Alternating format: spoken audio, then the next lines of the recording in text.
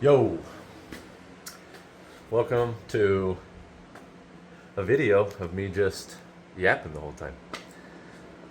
But it is because I've received, I receive a decent amount of feedback, I'd say a couple times a week. It's kind of slowed down here previously because I haven't done any LS swap stuff in a minute. But I just wanted to go over something with you guys because I have come to the realization that, which is a good thing, that a lot of you are new to LS stuff in general, and a good amount of you that I'm talking about my subscribers that contact me. There's a lot of you that obviously I don't interact with because you probably just watch 2 seconds of my video and you're like, oh my goodness, this guy. But everybody else, I get a lot of messages, whether it be through Instagram, my Facebook business page, very, very rarely TikTok, even email, of people asking me for help, and I love it, unless you ask me to basically do your swap for you over email, messenger, blah, blah, without paying me. But regardless, I just wanted to share with you guys my knowledge and my just strictly opinion on why you should LS swap your old school vehicle. Well, or everything, LS swap the world. But really not even LS swap, just newer model engine swap, whether that be LS, Coyote, Hemi, really just any newer model engine compared to your old school engines, really. But as we've seen 8 trillion times on this channel, because it is the channel's poster child, and it is the vehicle that is always here that I can always reference things to. I LS swapped this 3 years ago. It'll be 2021, 22, 23, 24. I LS swapped this in 2022. I cobbled this together. I did a much more detailed thread of LS swapping this on LS1 Tech. I wasn't doing YouTube yet when I LS swapped this, so unfortunately you guys missed me cobbling this pile together and absolutely banging my head to death on things to get this in the car and running. But LS1 Tech, if you don't know what LS1 Tech is, LS1, so it's literally www.ls1tech.com. It is the OG LS based platform there is. It's been around since, I believe, the 90s. You can go on there and you can see guys LS swapping things. I think the earliest LS swap I saw in there was like 2001. So my knowledge compared to the knowledge that page has is nothing. I'll put the link in the description though of this swap because I did pictures, and that was basically where I documented it. It was also featured in Hot Rod Garage magazine online article a couple years ago, or a year and a half ago, 2 years ago, something like that. But yeah, have you ever looked at your vehicle? I gotta sit down, my arm's killing me. Have you ever, say you look at an old school car, whether it's in your driveway or you just see one in general, and you're like, man, I would love to hop in that and drive it across country, or just daily drive it in general, as I do that every day. But you don't want to deal with the headaches of overheating, leaking, hard starting, and just all the typical issues of what old school engines have issues with. Not saying newer model engines don't have issues, because they 1000% do. Stay away from the LT based generation. But everything you see me mess with on this channel, LS, LS, LS, LS, 12 valve, 24 valve, I like reliability. I like cheap reliability. So what you're like, you're like, well, I want to keep it old school because I like old school and old school together. Absolutely nothing wrong with that. I have no opinion towards other people's builds, other people's likes. It's your money. You do whatever you want. This is for, the generation really younger than me that are just getting into this and they're like, man, I don't know what to do. Or maybe you're an old school guy. You come from the old school car world, our old school engines. And you're like, man, I really hate those LS swaps I see everywhere, but, it's nice. All the stuff I hear about, they can just get in and go whenever they want, wherever they want, with no issues. And I mean, that is why that's why I LS swap everything. For me personally, it's LS because that's just what I started with. If I had gotten into Coyotes sooner, maybe I'd be Coyote swapping everything, or Hemis. But LS obviously is the cheapest, most dependable. How would I put this? With proof. You know what I mean?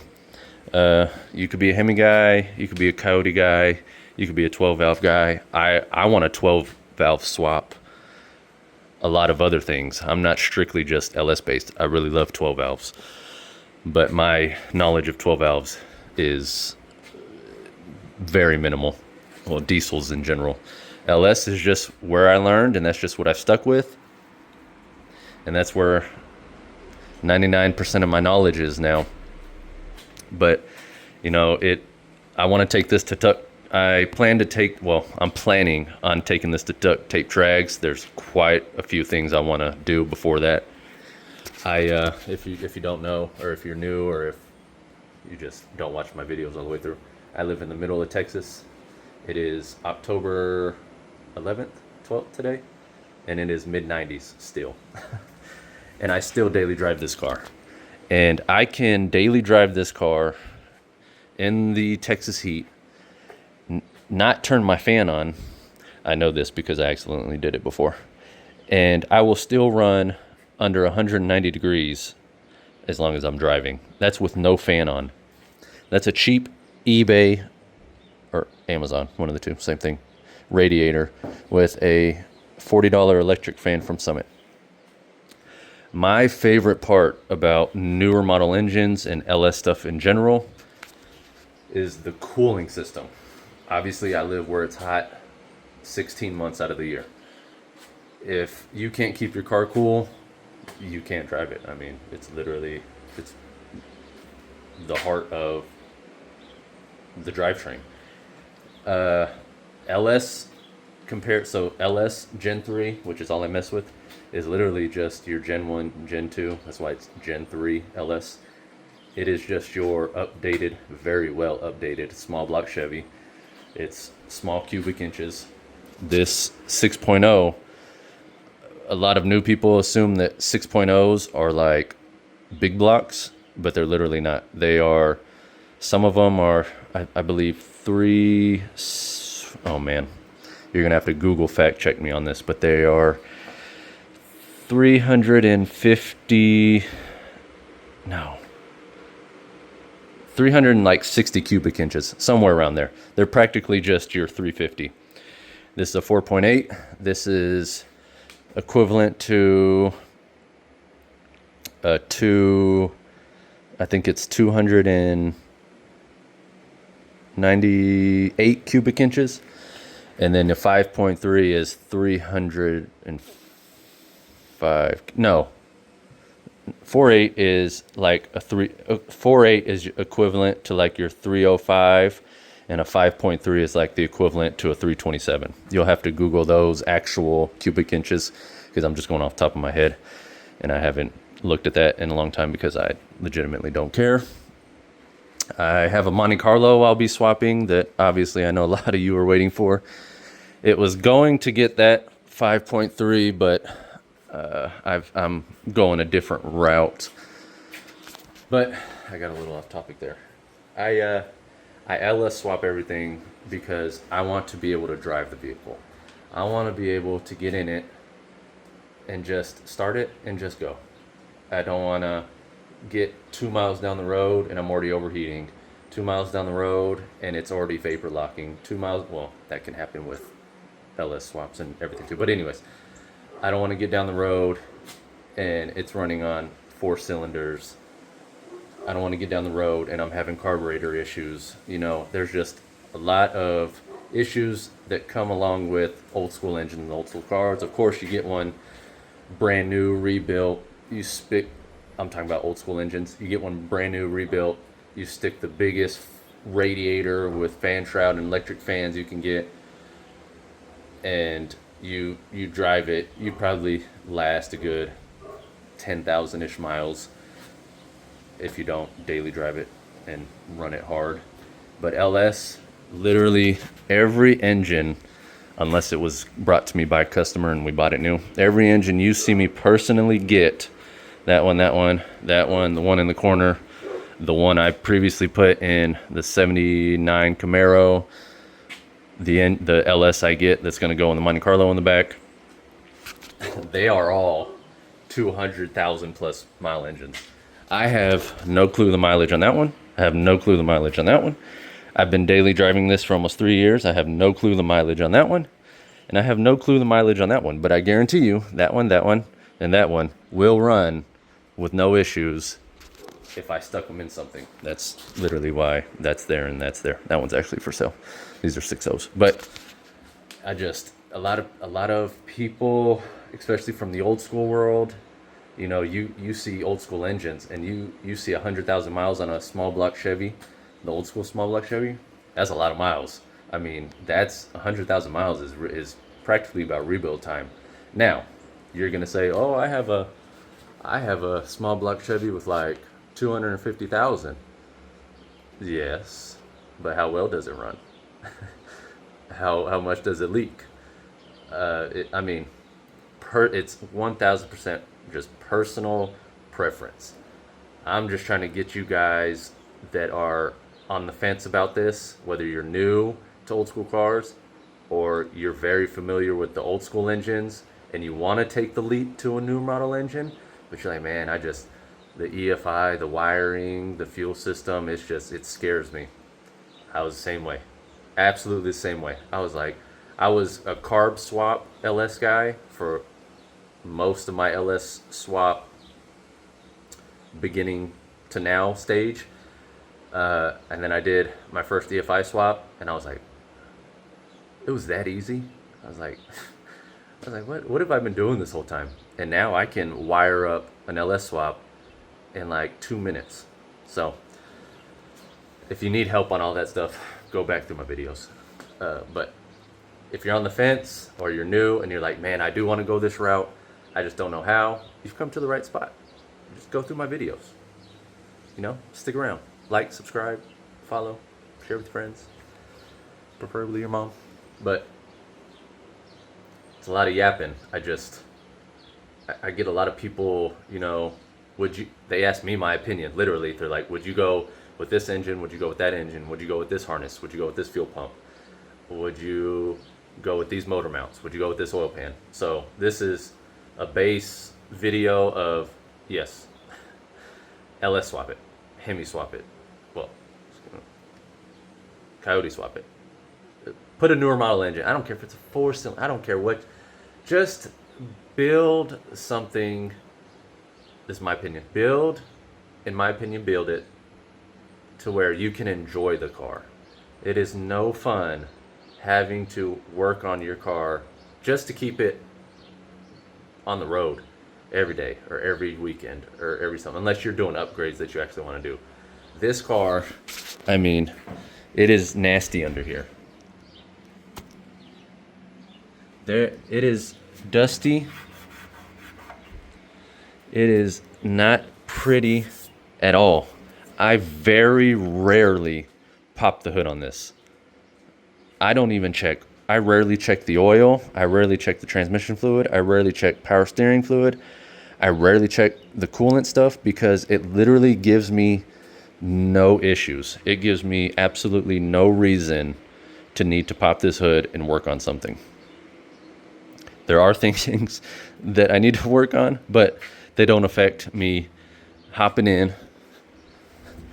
pressing, well, you can't see it, but I got my push button, pressing that push button, starting it right up, putting it in gear, and driving wherever I want. So, if you're on the fence, I hope this video helps you. You're more than welcome to email me, message me on my Facebook business page, message me on Instagram.